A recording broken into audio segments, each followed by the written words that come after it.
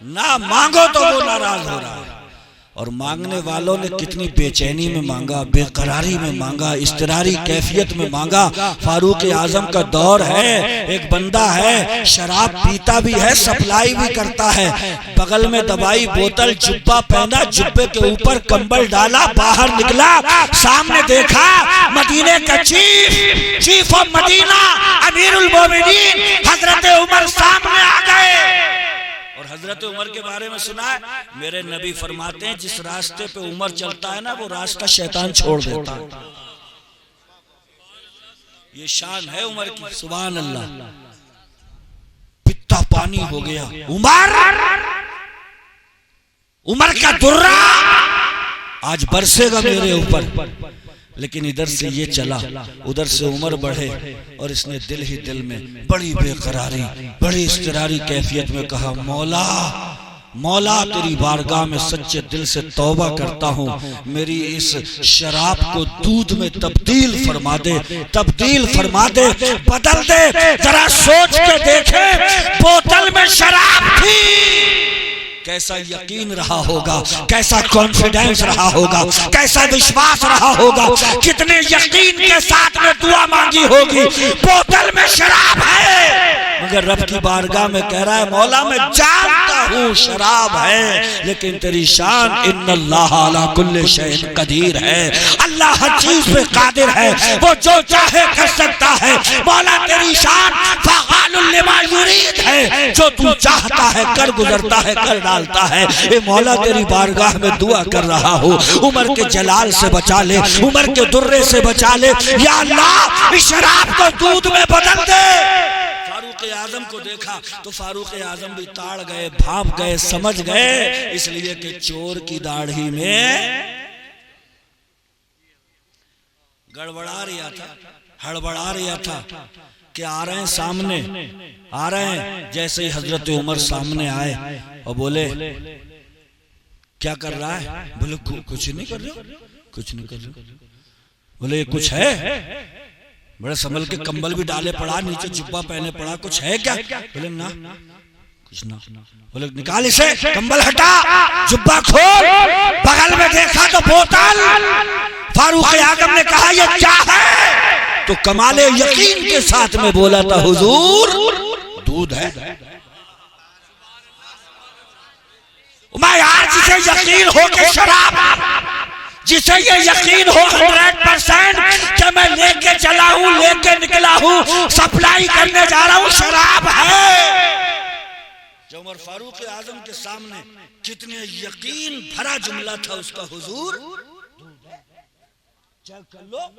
عمر فاروق اعظم نے بھی بوتل کی ٹاٹ کھلوائی، نکال کے ہتیلی پہ گرایا تو سبحان اللہ سفید سفید دودھ تھا، شراب نہیں تھی. ماجرا کیا ہے؟ اللہ اکبر. میرے نبی فرماتے ہیں ہر نبی کی امت میں کچھ لوگ ایسے ہوتے ہیں کہ اللہ تعالیٰ انہیں الہام کرتا ہے، ان کے دلوں پہ باتیں اتارتا ہے. میری امت میں عمر کا یہ مقام ہے کہ اللہ تعالیٰ اسے الہام فرماتا ہے. حضرت عمر بارگاہ مولا میں عرض کرتے ہیں اے پروردگار یہ ماجرا کیا ہے؟ یہ تو ہڑبڑا رہا تھا، یہ تو گھبرا رہا تھا، معاملہ کچھ اور تھا، یہ ہوا کیا ہے؟ غیب سے آواز آئی تھی بندے مارا مکن رسوا عمر. عمر ہمارے بندے کو اب شرمندہ مت کرو، اب رسوا مت کرو، اب اس کی پول مت کھولو، اس لیے کہ جب ہم نے پردہ ڈال دیا ہے تو تم بھی پردہ ڈال دو. اے عمر یہ شراب ہی تھی، لیکن اس نے جب صدق دل کے ساتھ میں میری بارگاہ میں یہ دعا مانگی اے اللہ آج شرمندگی سے بچا لے، مولا عمر کے درے سے بچا لے، تو اگرچہ یہ شراب تھی مگر میں نے اپنی رحمت کاملہ سے اسے دودھ بنا دیا ہے، شراب سے ہٹا دیا ہے. خدا کی قسم اگر بندہ یقین کے ساتھ میں دعا مانگتا ہے تو پھر شان وہ ہو جاتی ہے. گفتہ اللہ بود کرچہ از حلقوں میں عبداللہ بود کہ بندے کا کہا ہوا پھر اللہ کا کہا ہوا ہو جاتا ہے، اگرچہ وہ نکلتا بندے کی زبان ہی سے. ایسے واقعات کیا آپ نے نہیں پڑھے؟ آؤ میں بتاتا ہوں. گجرات میں احمد آباد ہے، احمد آباد میں ایک ولی ہے قطب عالم رات کو تہجد میں اٹھے، سبحان اللہ بولیے، کس میں اٹھے؟ تہجد کی نماز سمجھتے ہو؟ عشاء کی نماز پڑھ کے سو جاؤ اور فجر کا وقت ہونے سے پہلے پہلے جاگ کے نماز پڑھ لو 2 رکعت، یہ تو یہ ہو جاتی ہے تہجد کی۔ ایک صاحب کو کسی نے بتا دیا تہجد کی نماز پڑھنے سے چہرے پہ نور آتا ہے۔ کیا آتا ہے؟ نور۔ تو وہ تھوڑے سے، اللہ کی یہ تو مرضی، کسی کو گورا پیدا کیا، کسی کو تھوڑا سا سانولا پیدا کیا، تو وہ تھوڑے سانولے بھی تھے۔ ان کی بیوی بھی کہتی تھی تم تو نیرے کلو ہی ہو۔ تو بولا آج مولوی صاحب نے نسخہ اچھا بتایا، رات کو بڑے دھیرے دھیرے چپکے اٹھا، بولا تہجد پڑھوں گا، چہرے پہ نور آئے گا، خوبصورت ہو جاؤں گا، تانے بھی سننے کو نہیں ملیں گے۔ رات میں اٹھا، نل میں پانی نہیں تھا، تو امام صاحب نے یہ بھی بیان کر دیا تھا نہ ملے تو تیمم کر لیو، مٹی پہ ہاتھ ماریو اور اسے ایسے کر کے چہرے پہ رگڑ لیو، ہاتھوں پہ کر لیو، تیمم ہو جائے گا۔ اب اس کی سمجھ میں کچھ نہیں آیا، چولہے کے پاس میں توا رکھا تھا الٹا، اسی توے پہ ہاتھ مارا، چہرے پہ رگڑا اور جلدی جلدی سٹاپٹ 2 رکعت نماز پڑھی، لحاف اوڑا، صبح کو سو گیا، فجر کھا گیا، فجر کی بھی نہیں پڑھی۔ بیوی آئی، کہنے لگی اٹھو گے نہیں؟ تو کہہ رہا اٹھو گے نہیں، آج بتاؤں گا میں تجھے، دیکھ بہت تو کہے کلوا، آج تو دیکھ کرشمہ ہی ہوگا۔ تو بیوی بولی چلو کرشمہ تو ہو جائے گا مگر لحاف تو ہٹا دو۔ تو بولے نہیں، ایسے کیسے ہٹا دوں، تو آج کچھ اور ہی دیکھے گی، کچھ اور ہی نظر آئے گا تجھے۔ تو بیوی نے زبردستی سے جب لحاف ہٹایا تو پہلے تو تھے ہی، لحاف ہٹایا تو اور ہی کچھ معاملہ تھا۔ بیوی بولی یہ کیا ہو گیا تمہیں؟ اس کی آنکھیں پھٹی رہ گئی۔ تو کہہ رہے آپ پھاڑ لے آنکھیں، مجھے پتا ہے تو آج پریشان ہے کہ یہ ہو کیا گیا ہے، حور بن کے نکلا ہوں میں تو، آج سفید ہو گیا ہوں۔ کہتے ہیں بیوی شیشہ لے کے آئی، بولے حور نہیں لنگور لگ رہا، تو بالکل شیشہ تو دیکھو تمہارا حلیہ کیا ہو رہا ہے۔ یعنی اللہ کی عبادت بھی کر رہا ہے تو اس نیت سے کہ گورا ہو جاؤں گا، یہ ہو جاؤں گا، وہ ہو جاؤں گا۔ سبحان اللہ، احمد آباد میں اللہ کے ولی قطب عالم رات کو اٹھتے تھے تہجد میں۔ ایک مرتبہ اٹھے تو ایک لکڑی پڑی تھی، پاؤں سے ٹکرا گئی تو زبان سے نکلا لوہا ہے، لکڑی ہے، کنکر ہے، اللہ جانے کیا ہے، اللہ جانے۔ صبح ہو گئی تو لوگوں نے آ کر کے وہ ٹکڑا دیکھا۔ اور لوگوں، اللہ کا ولی جب ہو جاتا ہے کوئی بندہ تو سبحان اللہ اس کی زبان پہ خدا بولتا ہے، اس کی زبان پہ خدا بولتا ہے، ہاتھ اس کا ہوتا ہے، پکڑنا رب کا ہوتا ہے، کان اس کا ہوتا ہے، سننا رب کا ہوتا ہے، پاؤں اس بندے کا ہوتا ہے، چلنا رب کا ہوتا ہے۔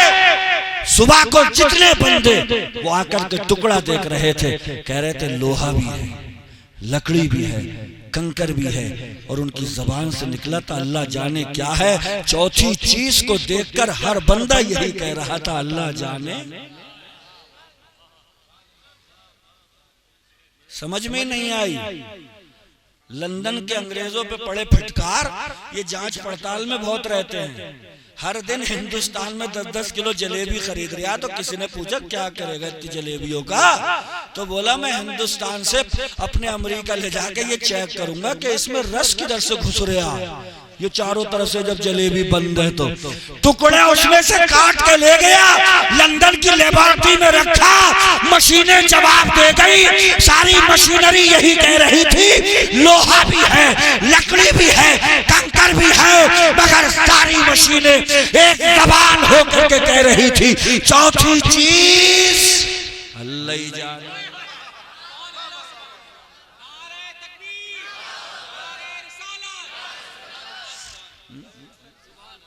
سمجھ رہے ہو؟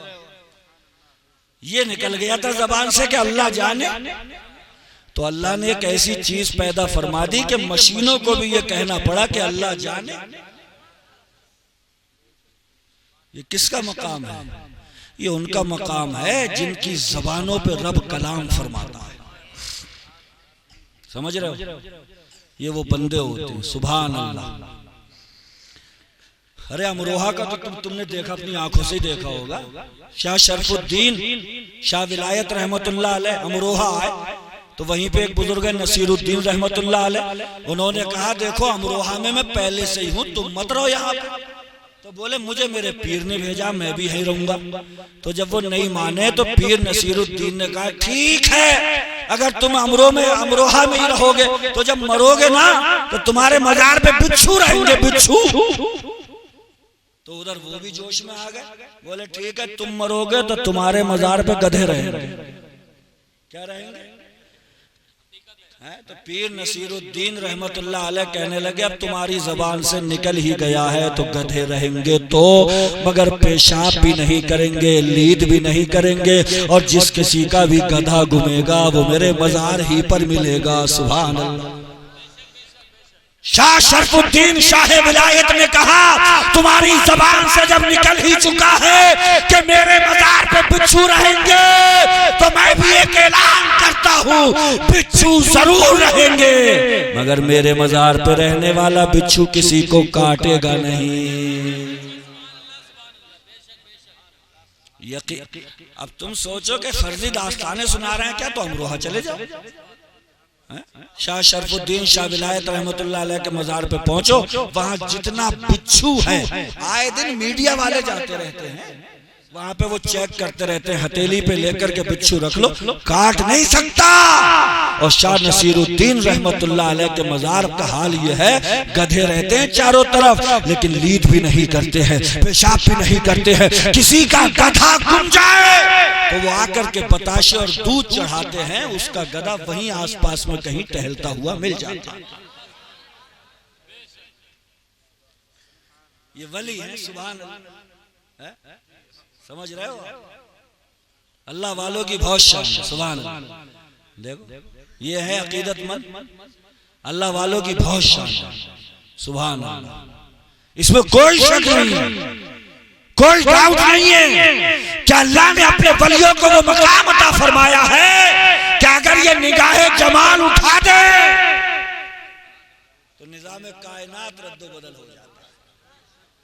غریب نواز نے اجمیر میں نگاہ جلال اٹھائی تھی تو پانی کھینچ لیا تھا، اور نگاہ جمال جب ڈالی تھی تو سارا پانی واپس بھی کر دیا تھا۔ سبحان اللہ۔ پانی نہیں دیں گے، پانی نہیں دیں گے۔ تو غریب نواز نے اپنے خادم سے کہا لے ہمارا کہاں سا لے جا، کھینچ لا سارا پانی۔ میں کبھی کبھی غور کرتا ہوں اگر آج کے دور کا الٹی کھوپڑی کا ہوتا تو کہتا آج اس میں سارا پانی گھس سکے، ہمارے سمجھ میں نہ آئے یہ تم ہمیں کہاں سے دے کے کہہ رہے ہو، اس میں تو نہ آئے گا سارا پانی۔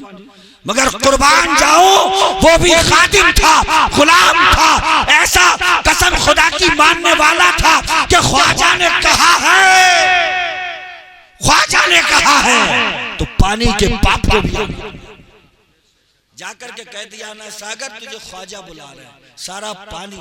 بلکہ روایت میں یہ آتا ہے کہ اس دن جتنا پانی تھا سبھی کھینچ کے چلا آیا۔ تو آ کر کے پڑ گیا قدموں پہ، کہنے لگا معاف کر دو، غلطی ہو گئی، پانی دے دو۔ غریب نواز نے کہا جا اس کانسے کا پانی انا ساگر میں چھوڑ آؤ۔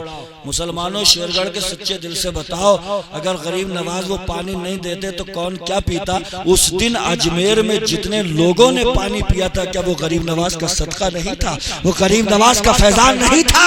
وہ صدقہ غریب نواز تھا، ورنہ سارا پانی میرا غریب نواز کھینچ چکا تھا۔ اس دن اجمیر اگر کچھ پی رہا تھا تو صدقہ غریب نواز پی رہا تھا۔ سمجھ رہے ہیں؟ یہ ہیں اللہ والے، صدیاں بیت گئیں لوگ ان کی داستانیں سنا رہے ہیں، سبحان اللہ، اور سناتے ہی رہیں گے۔ ان کے مزاروں پہ جاؤ تو آڑے ترچھے ہو کے مت جایا کرو، کیوں رے قبر میں لیٹا ہوا چادر چڑھا ہوا یہ کیا کر لے گا، ٹیڑے بیڑے ہو گئے مت جایا کرو۔ بہت سے ٹیڑے بیڑوں کو سیدھا کرائے انہوں نے۔ حضور غوث اعظم رضی اللہ تعالیٰ عنہ جب بغداد میں خوب چھا رہے تھے، آپ کی تقریریں ہو رہی تھی، لوگ پسند کر رہے تھے، تو کچھ مولویوں کو بخار چڑھ گیا تھا، 100 مولوی یہ چیک کرنے آئے تھے کہ لا ان کی یہ بڑے چرچے ہو رہے ہیں، ایک ایک مسئلہ اپنے ذہن میں بٹھا لو اور ان سے ایک ایک مسئلہ خوب کررا والا پوچھیں گے جا کے، ہم بھی تو دیکھیں کتنے پانی میں 100 کے 100 آ کر کے بیٹھ گئے۔ حضور غوث پاک رضی اللہ تعالیٰ عنہ باہر آئے اور ایک تجلی سب کے سینوں پہ ڈالی، جتنا سینوں میں تھا سب کھینچ لیا، اور اس کے بعد میں حضور غوث پاک نے فرمایا کیوں آئے ہو؟ تو کہنے لگے آئے تو تھے مگر اب تو یہی پتہ نہیں چل رہا کہ کیوں آئے تھے۔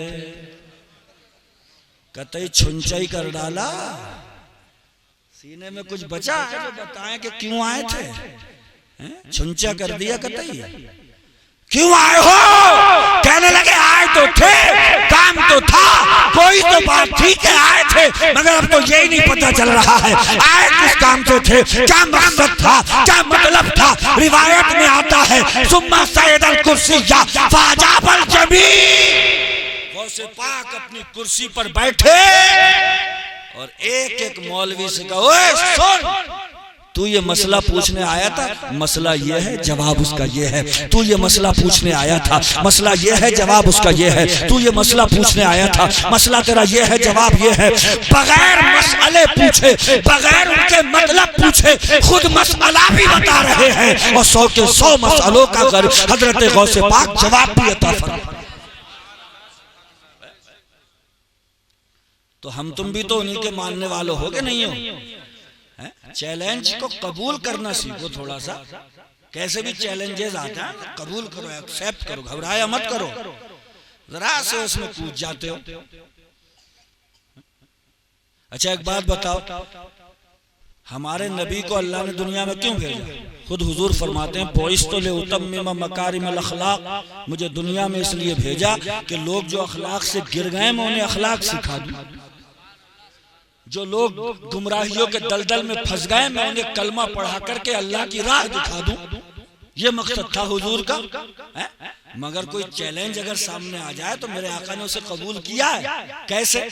بہت نامی گرامی ایک پہلوان تھا، نام تھا رکانہ، تو کہنے لگا کیا کر رہے ہو تم آج کل؟ تو بولے کیا کر رہے ہو؟ اللہ کے بات لوگوں تک پہنچا رہا ہوں۔ تو بولے مجھ تک بھی پہنچا دو؟ تو بولے ٹھیک ہے پہنچا دیں گے۔ تو کہنے لگا پہلوان ہوں، پچھاڑ دو تب تمہاری بات سن لیں گے۔ کشتی لڑنے آئے تھے میرے نبی، اکھاڑا جمانے آئے تھے میرے نبی، جب پہلوانوں سے زور آزمائی اور ہاتھا پائی کرنے آئے تھے میرے نبی، مگر سبحان اللہ قربان جاؤں، ایک چیلنج تھا، میرے نبی نے اسے ایکسیپٹ کرا، قبول کرا، اور رکانہ سے کہا اگر تو میری بات کشتی لڑنے کی بات سنے گا تو پھر چل تیار ہو جائے۔ تیار ہوا، نبی نے پلک جھپکتے ہی زمین پہ پٹخا تو کہنے لگا دھوکہ ہو گیا، تو بولے پھر تیار ہو جائے، دوبارہ پھر پٹخا تو تیسری مرتبہ بولا اچھا فائنل ہو جائے، تو نبی نے تیسری بار پھر پٹخا تو کہنے لگا اب یہ جسمانی طاقت نہیں ہے، یہ بازوؤں کی طاقت نہیں ہے، اب میں سمجھ گیا کہ پس پردہ نبوت کی طاقت کام کر رہی ہے، رسالت کی طاقت کام کر رہی ہے، یہ جسمانی طاقت کا کمال نہیں ہے، اللہ کی دی ہوئی نبوت کا کمال ہے۔ اب ہاتھ بڑھائیے، کلمہ پڑھائیے، ابھی تک جتنی کشتیاں اسلام کے خلاف لڑی ہے اب ساری پہلوانی کا زور اسلام کی حمایت میں لڑا ہے۔ سمجھ رہے؟ تو قبول کرو، چیلنجز تو لائے گی دنیا سامنے، لڑو، مجاہد بنو، سمجھ رہے ہو؟ اور اس کی رحمت سے امید رکھو کہ کب اس کی باد بہاری چلے گی اور انشاءاللہ ہمارے دل پھرے گے، امید رکھیے۔ کہتے ہیں کہ مایوسی انسان کو کفر تک لے جاتی ہے، مایوس مت ہوا کرو، سمجھ رہے ہو؟ حضرت موسیٰ علیہ السلام کے زمانے میں ایک بندہ تھا، اس کی زندگی اتنی کالی تھی، اتنی کالی تھی کہ قوم نے اسے ایک بھی نیک عمل کرتے نہیں دیکھا۔ جب وہ مرا تو موسیٰ علیہ السلام کی قوم نے شہر کی اس جگہ پہ لے جا کر کے پھینک دیا جہاں پر شہر بھر کی گندگی ڈالی جاتی تھی۔ اللہ نے موسیٰ سے فرمایا میرے موسیٰ، میرے پیغمبر، تو مجھ سے بات چیت کرتا ہے، تو کلیم اللہ ہے، تو میرا پیغمبر ہے، میرا نبی ہے، جا فلاں بستی میں چلا جا، اس بستی کے گندگی کے ڈھیر پہ میرے ایک پیارے بندے کی لاش پڑی ہے، بے گورو کفن پڑی ہے، بستی والوں نے گندا ہونے کی وجہ سے، گنہگار ہونے کی وجہ سے، سیاکار ہونے کی وجہ سے گندگی کے ڈھیر پہ لے جا کے پھینک دیا ہے، موسیٰ اسے اٹھاؤ، اسے دھلاؤ، کفن پہناؤ، قبرستان میں لے جا کر کے دفن کر دو۔ حضرت موسیٰ اس بستی میں جاتے ہیں، اور جب اللہ نے یہ فرمایا اسے اٹھا کے لاؤ میرا پیارا بندہ، تو حضرت موسیٰ نے بستی میں جا کر کے پوچھا کہ یہاں پر کیا کسی پرہیزگار کا انتقال ہوا؟ تو بستی والے کہنے لگے کیسا پرہیزگار؟ کون پرہیزگار؟ سیاکار تھا، بدکار تھا، گناہگار تھا، کوئی عمل ہمارے سامنے اس کا اچھا نہیں ہے، انتقال ہو گیا، ساری زندگی کا چٹھا کٹھا، سارے ڈاٹاز، پورا پیورا، سارا کھاتا کھتونی ہمارے سامنے ہے، ہم نے اٹھا کر شہر کی گندگی کے ڈھیر پہ لے جا کر کے پھینک دیا ہے۔ حضرت موسیٰ کہنے لگے مجھے ایڈریس بتا دو کہ وہ گندگی کا ڈھیر کہاں ہے؟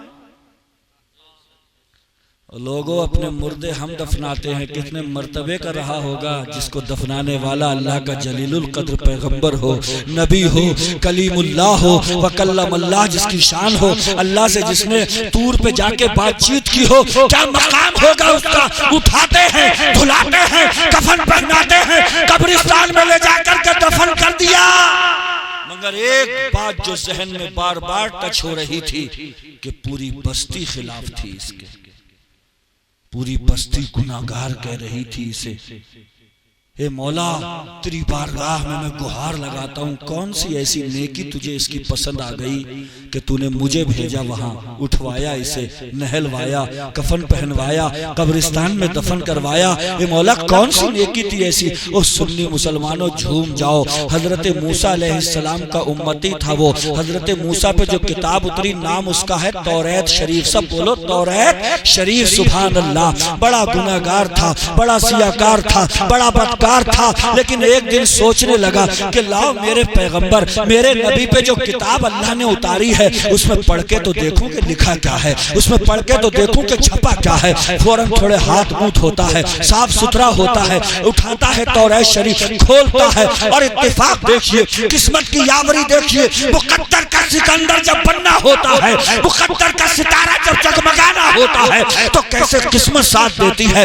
توریت شریف وہ کتاب جہاں سے کھلی اسی جگہ پر ہمارے نبی کا ذکر تھا، سبحان اللہ، سید المرسلین کا چرچا تھا، مراد المشتقین کا ذکر تھا، ان کے ترانے تھے، انہی کے نغمے تھے، ان کی نعتیں تھیں، ذکر کھلا تو توریت میں پڑھتا ہے ایک نبی آخر الزمان آنے والے ہیں، ان کا مرتبہ بڑا عظیم الشان ہوگا، ان کا رتبہ بڑا بلند ہوگا۔ اگلا جملہ جہاں پہ ساری عقیدتوں کو سمیٹ کر کے وہ خود سمٹ گیا تھا، اس نے پڑھا کہ نام ان کا احمد ہوگا۔